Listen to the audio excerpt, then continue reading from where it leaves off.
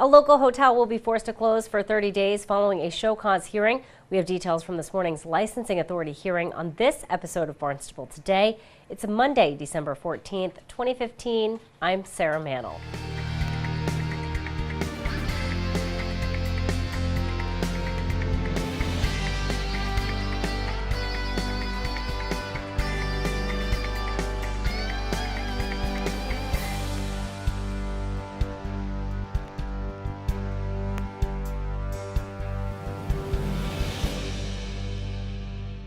The International Inn, Bar and Grill will be forced to close for 30 days in March. The licensing authority found the establishment guilty of violations after an employee overdosed in the restaurant's kitchen.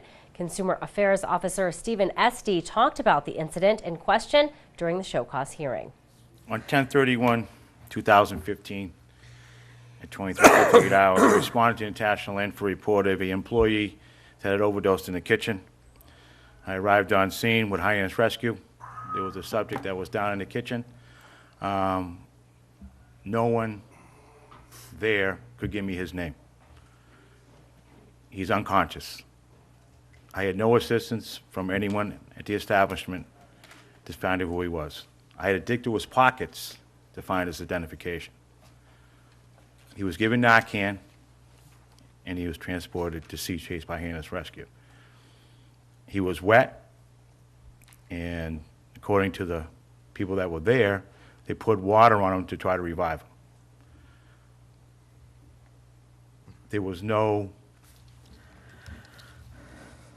was people out back in the kitchen area that were not working, were not employees. It was shocking to me that no one knew this subject's name, as he was unconscious and had to be given Narcan to be revived. Narcan is only used for opiates. It brought him back, so we realized at that point that he had overdosed on some type of opiate. But there was numerous people in the kitchen area that did not belong there. DJ Barboza was working, and he's the one who basically stated, he did not make the phone call. Like I said, the subject here, he was working. It was Halloween. I think he was Count Dracula. I'm not 100% sure. Never had any contact with me about who the employee was. It made it for a very difficult situation for us and the fire department to see what was going on with this individual. Attorney David Lawler defended the International Inn during the hearing.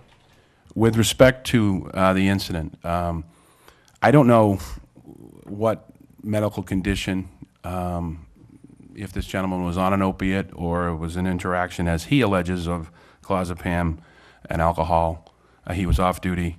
He went into the kitchen, and he was a cook, but he walked in the kitchen and had some type of I do know that clozapam, in my initial research, can also be used for some seizure issues, but it's also a depressant. I don't know what happened.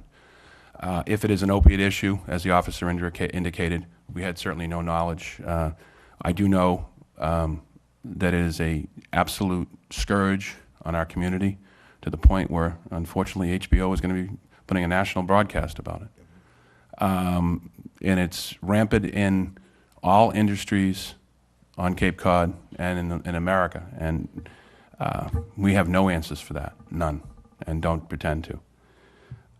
With respect to Mr. Ahmad, I'm guessing it's a fairly tense and scary situation. Our client's the one who called it in. There was a problem. Found someone down. The bar manager instructed the bartender to call an ambulance, which is the appropriate course of action. After a lengthy discussion amongst licensing authority members, the International Inn, Bar and Grill was found guilty and will be forced to close for a period of 30 days beginning March 1st. A local restaurant will receive a formal written warning following a licensing authority show cause hearing this morning. Embargo was found guilty of not notifying police following a fight in the bar. Barnstable Consumer Affairs Officer Stephen Esty described the event during the hearing. In regards to this case, on 10/31/2015, I was directed by Lieutenant John Murphy to do a follow-up investigation to an incident that happened at Embargo regarding ABDW. I went there at 8 p.m. on Halloween night and had conversation with a Mr. Bush, who was the manager on duty. He entailed the fact that there was altercation. Actually, it all happened on Halloween, early hours. I talked to Mr. Noble. He told me there was a video of the incident. There was criminal charges being brought forward, which is continuing, so we're not bringing that up today. What I would like to do would show the video that Mr. Noble did give me in regards to this incident. So if we could play that now, that would be great.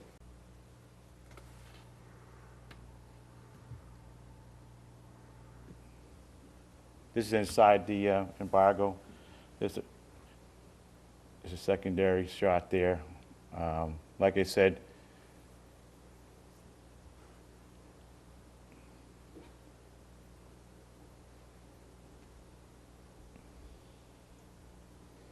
the victim of this case proceeded to go to the kitchen area of embargo to try to leave the area.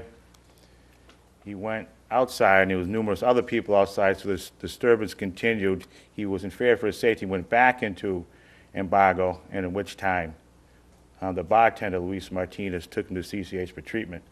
At CCH, the victim was being treated, as well as one of the subjects here that was arrested. CCH security had no idea, nor the police department, of the altercation that ensued at embargo. That is pretty much the crux of the incident. Attorney Robert Bianchi represented embargo during the hearing. Bianchi argued that 2 of the charges brought against embargo were not justified. In terms of the first charge, again, I think the regulations are quite clear, and in it they talk about being invited into the off-public premises, if you will. There was no invitation made by anybody in embargo for this man to go into the kitchen and out the back door. He did it all on his own. So I think as far as that goes, I don't think there's anything there that would relate to any kind of violation. He did it on his own accord. Secondly, they talk about using, this would be 501.12a, and I think on this one as well, we have a situation where they did use reasonable efforts, and also in terms of the violation, I know this was discussed some time ago by Lieutenant Murphy on another alleged violation by Trader Ed's, and I think the operative term is may. So in terms of that particular charge, again, it may include calling for police assistance as to protect patrons against injury, or to evict unruly patients, or to uncover lawful conduct, or to give medical assistance in providing police with requested information. Well, this was after the fact. The man had left privately, number one. And number two, the embargo cooperated completely with the police department, provided the video information from not only John LaCroix here, but also John, the manager of the place. So again, I don't think there's really anything there. The one troublesome one is the 501.13b, she'll call police.